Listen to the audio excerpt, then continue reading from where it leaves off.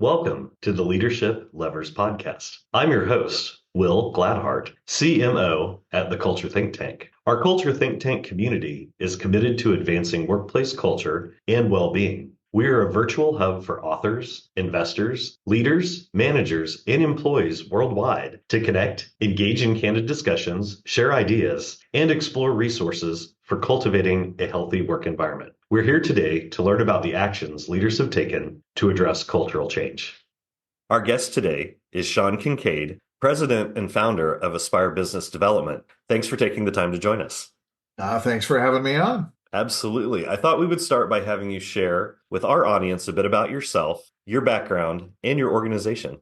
I can do that. So I started Aspire Business Development. It's now been almost 18 years ago, which seems kind of unbelievable to me that it's that long ago. But prior to that, I was primarily in the corporate world. So I started my career with what's now Accenture. It was Anderson Consulting when I started there. And if you're not familiar, it's a global consulting company. And I did that for about 7 years, where I was on the road for about 7 years. Exactly. Which was kind of the reason why it was time to figure out something different. You realize when you get married, buy a house, and start thinking about a family, that constantly being on the road doesn't work very well, at least not for me. So from there, I ended up being one of the first 300 employees at Sprint PCS on the wireless side.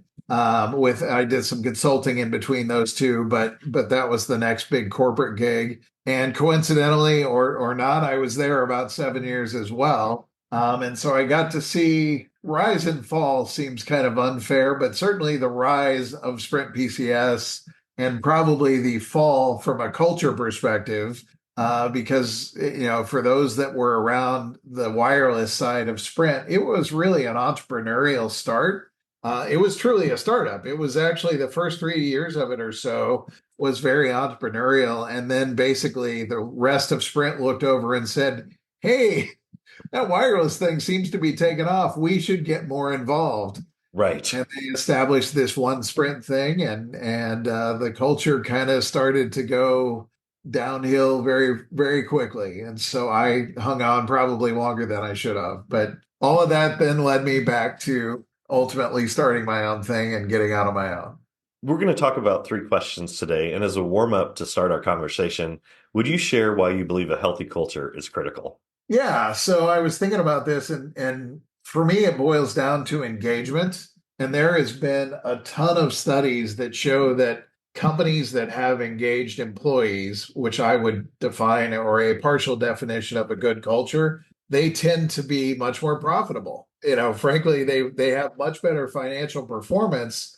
So I think that alone is probably worth it. But they also tend to retain their people, which I imagine contributes to the financial performance. But the kicker for me, if you've ever been around a company that's kind of like that, they're just more fun to be around. I mean, it's kind of like a light in the dark, right? I mean, it's that concept of you're creating something as a business owner that people want to be part of, as opposed to something that people hate to, go to. So that to me, that's kind of why it always resonates, is that it's that idea of creating something that people seek out. I really appreciate you bringing that point up. I was just at a conference this morning, and someone shared that once a month on their team meetings, they actually ask the team and all the staff, are you having fun? Are you enjoying your job? Do you want to be here? Or do you enjoy being here? And I was like, wow, what a simple question, but what a great way to talk about engagement and connecting. And it seems silly, right? But yeah, I think it's really important. Yeah. So what do you see as the biggest challenge leaders face when addressing cultural change within an organization? Or you kind of touched on a little bit with the Sprint example. What challenges have you possibly specifically faced in your own organization? So I think you touched on it a little bit when you said you sat in on a meeting and they do this monthly thing where they ask about, are you having fun? That idea that somebody could do that. But what I've personally seen is those kind of things that come out, but they don't really mean them. And so it's the lack of buy-in at the leadership or ownership level, and they're just throwing out something because they heard about it or they read about it, but they don't really mean it. and they lack that authenticity. That's the challenge that I see, is that you've got these companies that technically it's a fine company. They sell a product that people want, they're doing fine things, but they don't actually believe in anything, and they don't propagate whatever that belief is through. They don't use that to operate their company. That's a really interesting perspective, especially identifying that beliefs, values, but also that core of the culture element in the Right. organization that people, again, want to be part of. They want to know that that is coming from the leadership. And, we consistently find and have found in our research for the last 10 years that it is truly the action and behavior of the leader that drives everything in the organization. Kind of hints the question because we get a Right. lot of different varied answers Yeah. around that particular question. So, what do you think leaders can do to address the challenges that they are facing right now? Well, so tying into the challenge that I just brought up is the idea that, okay, so you are the leader or the owner of a business. What do you believe in? So, so actually figure out what that is. On the surface, that seems like, well, that's a pretty easy exercise. I'll just jot Mhm. down my core values, or I'll jot down my mission and purpose. The reality is, I get it. It's a hard thing to do, partly because I'm not sure that a lot of people necessarily truly understand what they believe. It's a subconscious set of beliefs. Mhm. But I think that it can be worked on, right? You can have an intention to say, we need to really flesh out. And it doesn't have to be 50 pages of here's what we believe. Pick three. Right. Pick three things that you really think are critical to how you want to operate, and start with those. You look at historically famous, core values companies like Zappos that have 10. And if you've read any of the stuff about how they came about that, that was like a year and a half, 2 year process that they Mhm. took to develop those. Doesn't have to be quite that in depth, but it is probably an ongoing thing that I think a lot of owners and leaders face, just don't bring to the surface. So, and this will just be a little tangential off this question, but Yeah. because you work with a lot of different types of companies and leaders, what have they done to address those challenges, or what have you seen to be successful? So, and this sounds really silly, but what I've seen that works, and I've seen it with my clients and I've seen it with others, is they have open discussions. So they will actually sit down with their employees and say, "Here's what I'm thinking. What do you think? Let's talk about this." And it could be as simple as, "Hey, we had this client that just left us. Let's try to brainstorm why." Or it could be, "Hey, we want to start doing better. What do the people on the front line think that we need to be doing that we're not doing?" But it's having an open and honest discussion, and I assume you're familiar with the Culture Code by Dan Coyle. Oh, yes. So he talks about a couple different things that really resonates with me. The first one is the idea of creating a safe environment.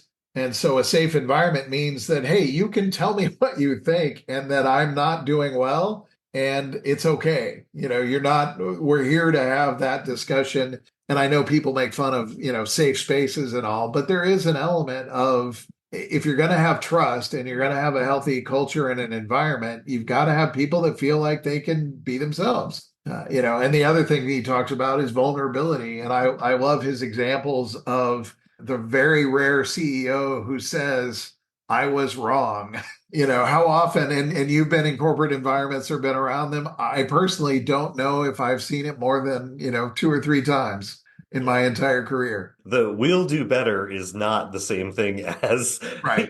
we made a mistake. Right. And I get there are legal reasons why you don't necessarily want to say Correct. we made a mistake, but internally at least, hey, Mhm. I made a mistake, or I did something incorrectly or wrong or whatever, or I'm sorry. Even something small like that is Yeah. all of those things. I think that's really good advice. So, you touched on a couple pieces about values, beliefs, some very simplistic things people can do and leaders can do in an organization to kind of build trust, to build culture. As we always say, it's a marathon, not a sprint.